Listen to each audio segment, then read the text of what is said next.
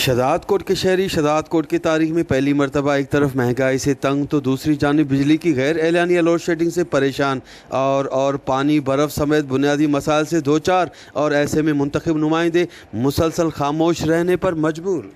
ॿिनि टिनि मिंटनि जी एॾी हवा जो आहे, हवा जे करे बिजली वई हली त 4 खां 5 ॾींहं थी विया आहिनि त मुसलसल शहजादकोट जे अंदरि जेको आहे त 1 कलाक बि बिजली कोन आई आहे। बिजली जे न हुजण जे करे त हिते असां वटि पाणी जो वॾो मसइलो आहे, वाटर सप्लाई कोन थो अचे, माण्हू दरपदर लॻा पिया आहिनि, मस्जिद में पाणी कोन्हे का, वज़ू जे लाइ माण्हू परेशान, अलाह करे को माण्हू मरी थो पवे त को उन लाइ गुसुले लाइ पाणी कोन्हे का। जॾहिं वञी को गॾ गाॾी वारनि खे या रक्शे वारनि खे चई करे जॾहिं उन्हनि खे इलाजु कयूं, अॻे 10 रुपया दॿो जेको आहे त ॾींदा हुया, हाणे जॾहिं खां वरी हे ओथर आयो आहे, बिजली बंदि थी आहे त 20 रुपया 25 रुपये में फ्री दॿो था ॾियनि, उहो बि असांखे इलाजु करिणो थो पए। उनखां अलावा हिते बर्फ़ जो वॾो आज़ार थी वियो आहे। हिकु त बिजली न आहे, हाणे शहजादकोट में जेको आहे लॻभॻि 70 खां 80 कारखानो आहे, उहो कारखानो सॼो बंदि लॻो पियो। हाणे जेकी बर्फ़ आहे शहजादकोट में अचे थी, उहो नसीराबाद खां अचे थी, गड़ी खेड़े खां थी अचे, गते तेरे खां थी अचे, या कंबर खां थी अचे।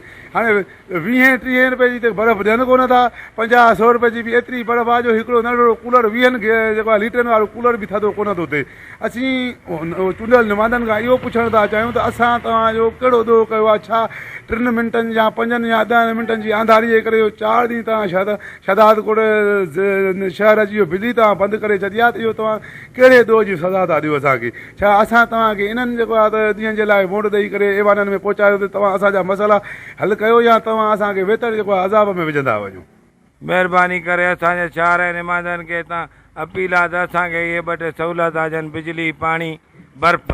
वधीक त हाणे पंहिंजो पाण जेको कनि न कनि उन में असांजो को कमु न आहे। रोड रस्तनि तां बि मुंहुं ॾेई आऊं, महांगाई तां बि ॾेई। रमज़ान शरीफ़ आहे, इहा बर्फ़ जी त का सहूलियत ॾियनि न, मौला मदीने मोकिले न, अलाए काथे न को बर्फ़ थो मिले, का शइ नथो मिले। उन 50 जे बजाए 300 था वठनि असांखां उन जा बर्फ़ जो। हिते अचूं था असांजो कारोबार आहे हिननि वटि, इहे असांजो सामान सड़ियूं पिया आहिनि, रोज़ु अचूं था 100 जो तेल साड़े अचूं था, हे चवंदा बिजली हुजे त कमु कयूं न। बिजली कोन्हे, वॾो असांजी तकलीफ़ आहे, सभु शइ जो तकलीफ़ आहे, तमामु तकलीफ़ आहे बेअंदा। हर बार की तरह एक बार फिर शहरी मुंतखब नुमाइंदों से जायज़ और बुनियादी मसाइल के हल का मुतालबा कर दिया। कैमरा टीम के साथ गुलाम अली ब्रावई, वश टीवी, शहजादकोट।